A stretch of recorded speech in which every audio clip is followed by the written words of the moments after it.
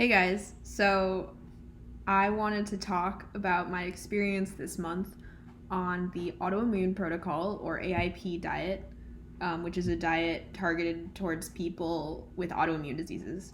And I wanted to make this video because I want to help other people, even if there's a small chance I could help someone else with a chronic illness who might be in a similar situation as me, just because people on YouTube making similar types of videos to this helped me so much with this diet and helped me so much adjust to having a chronic illness. I'm actually thinking of, oh, and sorry if you see this like face in the background, it's my boyfriend who's painting. Okay. But I'm thinking of actually making a channel on YouTube to talk about what it's like to have a autoimmune disease in graduate school or have a chronic illness and what that's like and what's helped me and what has hurt me. So before I dive into what the Autoimmune Protocol diet is, I just wanted to paint a picture and tell my story of how I got here in the first place. So in college, I remember basically I would get sick like once a month. And meanwhile, my boyfriend and my friends would probably get sick like once in college. I was constantly running a fever, having really bad headaches, stomach aches, colds, flus, just horrible immune system. And I was like, okay, I just got bad genes. But, which is true, but there was more to the story than I thought. So in September, I moved to Chicago to start graduate school. And that's when things started getting really bad. I started getting really high grade fevers, like over 101 once, sometimes twice a week, and it would last for like 3 days. And this was obviously not ideal because it was my first quarter of graduate school. I had to miss a lot of class, a lot of activities just because I was so sick all the time. And maybe late September, I was finally like, okay, something's going on here. I should probably go check this out. So I went to the Student Health Center at U Chicago, and I told the doctor what was going on, and she's like, yeah, that's definitely not normal. I'm glad you came in. So I got this test called the ANA test, which is like a general autoimmune disease checker. And I tested super positive for it. So like, the hard thing throughout all this is that I kept getting these test results back, and my doctor like wouldn't tell me what it meant for maybe a week because she was trying to figure it out herself, which meant that I would read all these medical papers and journals online about like worst case scenarios.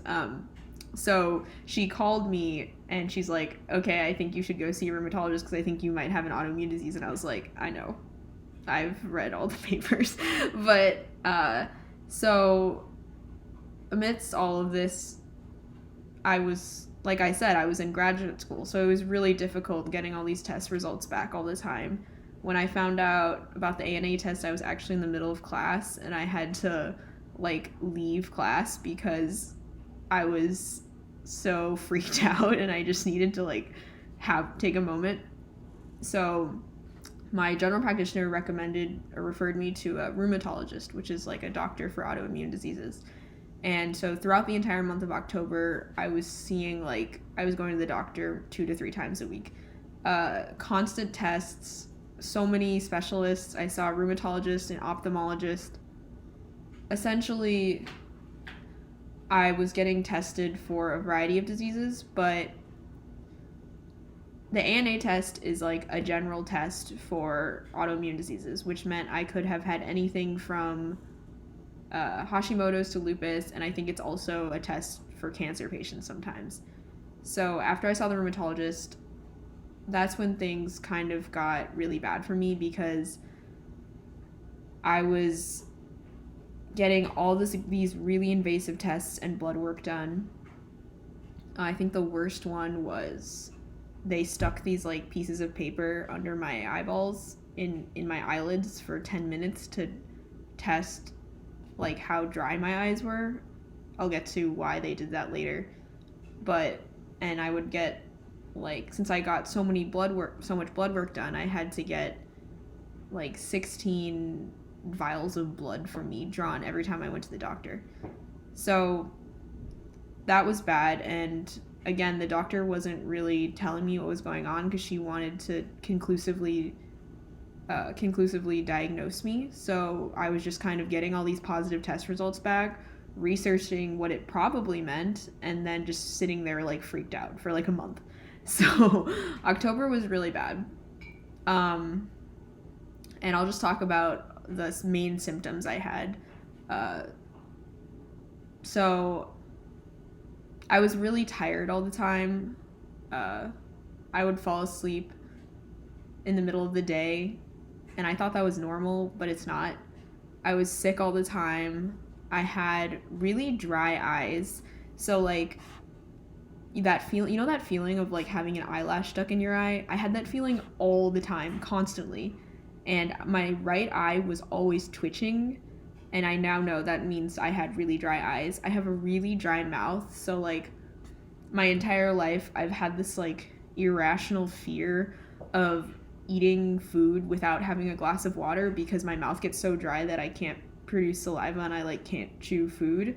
So have had a really dry mouth my entire life.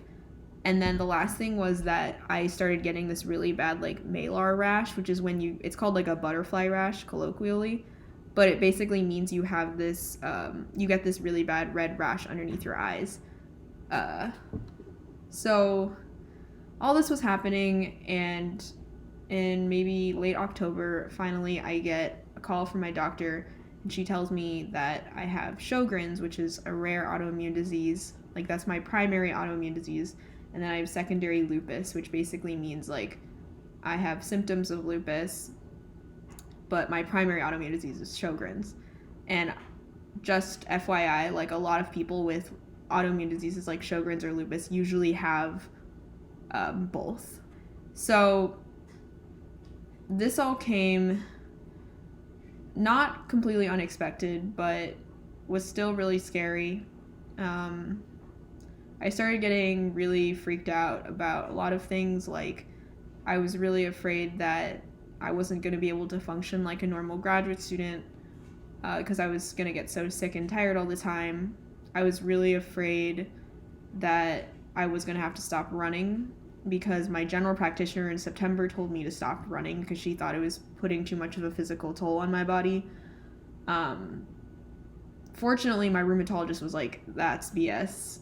You don't have to stop running. So that was kind of an interesting lesson I learned, which is that like sometimes doctors are just completely wrong and are pulling this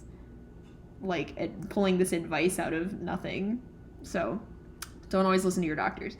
I was really afraid of having high-risk pregnancies, dying, not to be morbid, and finally just like aesthetic changes like hair loss or teeth falling out. Or my doctor recommended that I join autoimmune support groups. So I joined a couple like lupus and Sjogren's support groups on Facebook and Reddit.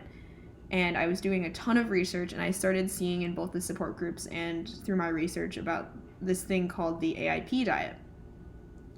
So what does the AIP diet entail? Basically, it's this, if you've ever heard of the Whole30, it's like the Whole30 on steroids. They recommend it for people with all types of autoimmune diseases like Crohn's or lupus or Hashimoto's. It basically means that you cut gluten, dairy, added sugar, all grains, which includes like rice and quinoa, nightshades, which includes tomatoes and peppers, coffee, eggs, nuts and seeds, and alcohol.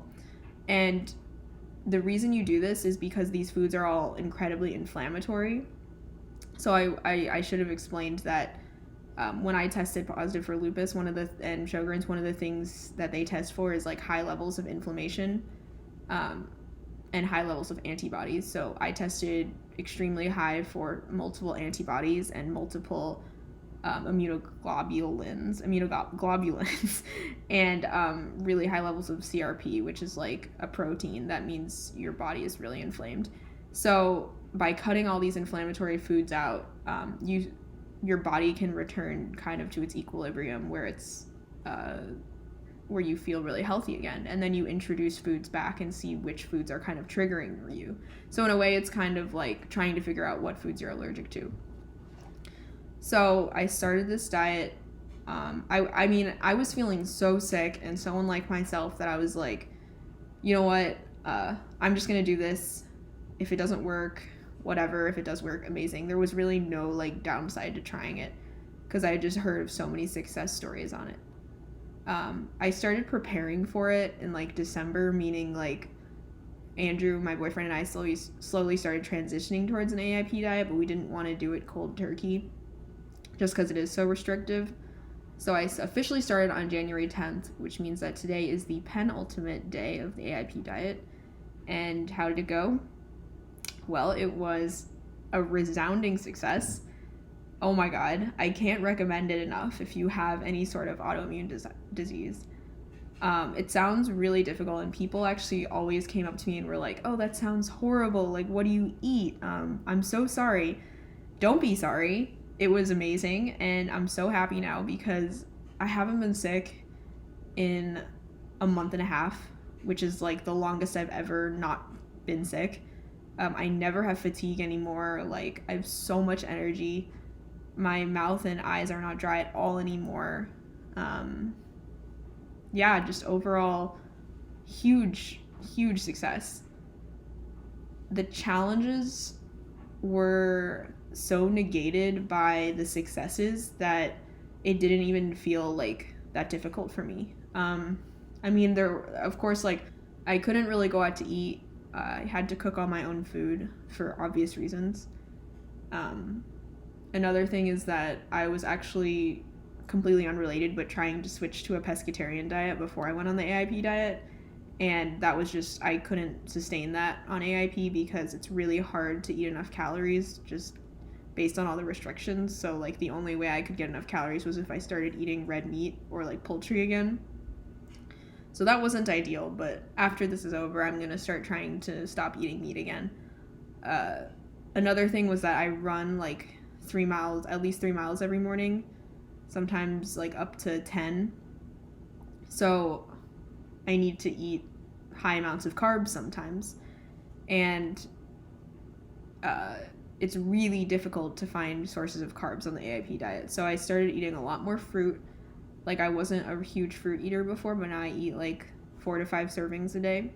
I started eating like multiple sweet potatoes every day, and I've never really been a big sweet potato fan before. And I started eating a lot more Korean food. So I found these like sweet potato noodles at H Mart, and my boyfriend and I make this Korean dish called japchae, and it's completely AIP compliant, and it's amazing. So I highly recommend that. But overall, just amazing.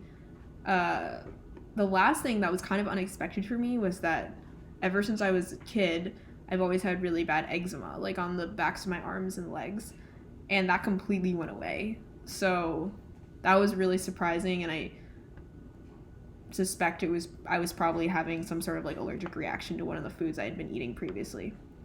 So in conclusion, like, not that much difficulty for just amazing results. And I just wanted to highly recommend this diet to anyone who might be struggling with getting sick all the time or other autoimmune diseases. I think of it like 30 days of pain for a lifetime of happiness. And even if you don't have an autoimmune disease, so a lesson I'd really like to stress is, like, if you're exercising frequently and getting enough sleep every night, but you're still feeling really tired all the time, there's something wrong. Like, that's not normal. And that's a lesson I learned because I finally feel normal, and it's amazing, and I'm super happy. So going forward, I'm going to start reintroducing foods one at a time, but I just feel so optimistic and so excited about the future. So just wanted to update my friends and family, and hopefully this will help someone out there. And I just wanted to end this video by talking about how grateful I think I've become throughout this entire process.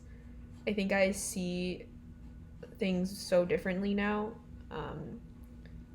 like I worry a lot less about my grades or how successful I might be in my PhD or stupid stuff like that. And because I'm so grateful for being healthy, and I'm really grateful that I can run still and play soccer still.